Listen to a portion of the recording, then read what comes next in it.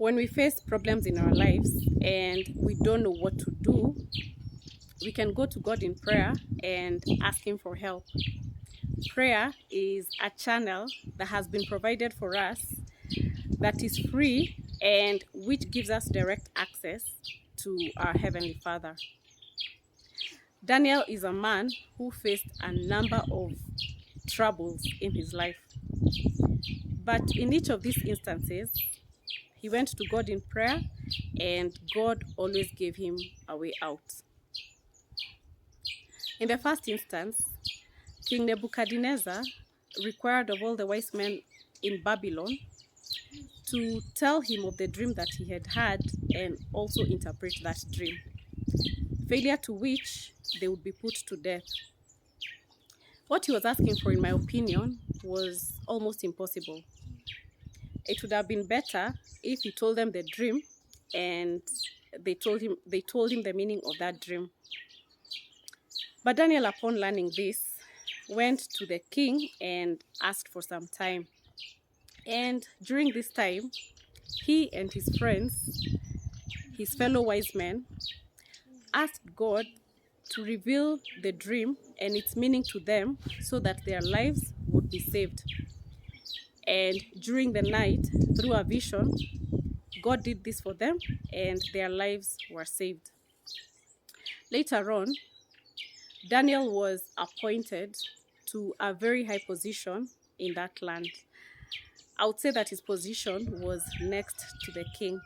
And this aroused a lot of jealousy amongst the rest. Because remember, this was a foreigner that was basically governing them. And so they came up with a plan to get rid of him. And they told the king that anyone who did not worship him for the next 30 days should be put to death. And the king put this into law. And back then, the law was supreme. It could not have been revoked. So however much the king tried to help Daniel because he loved him as his friend, it was not possible to undo this law. Daniel, upon learning this, went to his room, closed the door, knelt down, and asked God for help. And so when the time came for him to be thrown to the lion's den, God helped him to come out of that den unscathed. The book of Job chapter 5 tells us that there'll always be trouble. But we can always go to God in prayer and present our cases to Him or appeal to Him. He's a God whose miracles cannot be counted, whose works cannot be understood. He's a God who saves us in times of disaster. He provides for us in times of great lack. He's a God who also frustrates the plans of those who scheme against us and their plans do not succeed. He's a God who blesses us with long and full lives. He's a God who lifts up those who are poor and makes them prosperous.